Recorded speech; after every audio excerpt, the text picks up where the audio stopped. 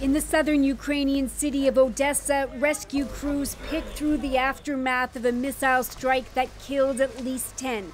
More still narrowly survived.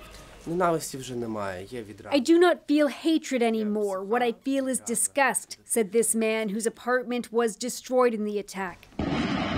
After being pummeled for 1,000 days, Ukraine now reportedly has the ability to hit back further into Russia with the U.S.-made Army tactical missile systems known as ATACMS. The weapons have a maximum range of 300 kilometers, meaning they could target more than a dozen airfields over the border. Ukraine has been pleading for permission to fire them deeper into Russia for more than a year, but the U.S. only granted it now.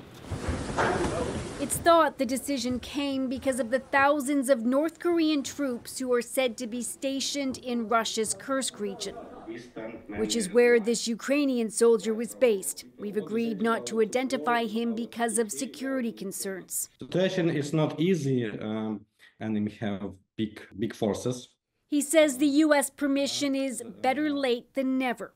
I cannot tell you what we will see about 1 month, few months, because it's war and winter is coming. On the streets of Moscow, calls for vengeance and calm. I hope that we will be smart and our government will communicate and negotiate, says this woman.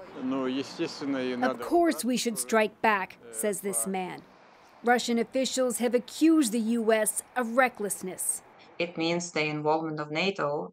The involvement of NATO might mean a serious conflict that will be a danger for the whole world. But it's Ukraine that remains under attack. The country's president visited the frontline city of Pokrovsk, where troops are trying to hold back a Russian advance that continues to claw away at the southeast. It's not clear how many ATACMS Ukraine has, but there is more uncertainty.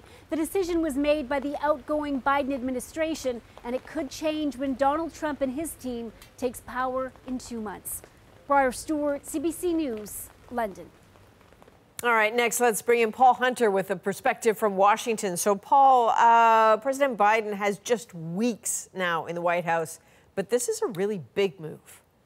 Yeah, look, Joe Biden's always said he's got Ukraine's back, and this would demonstrate that, even if some have said it's too little too late, while others, including Russia, label it overly provocative. Matthew Miller at the U.S. State Department underlines all U.S. aid now approved for Ukraine will be, in his words, out the door by the time Biden leaves office. He was also asked about the value of allowing U.S. missiles to target inside Russia, especially with this being so late in the Biden presidency. Without confirming any of this as new policy, here's some of his answer.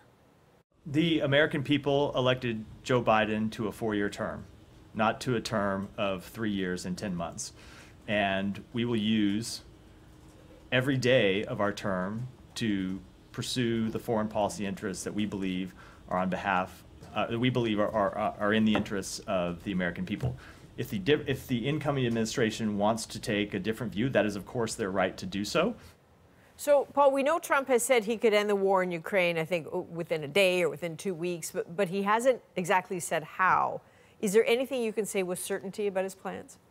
Some predict he'll use U.S. aid, including permission on how to utilize it, as a bargaining chip with Zelensky, that Trump would threaten to pull all U.S. aid unless Zelensky agrees to negotiate a way out of the war, which, to attract Vladimir Putin, would include Ukraine ceding land Russia has now taken.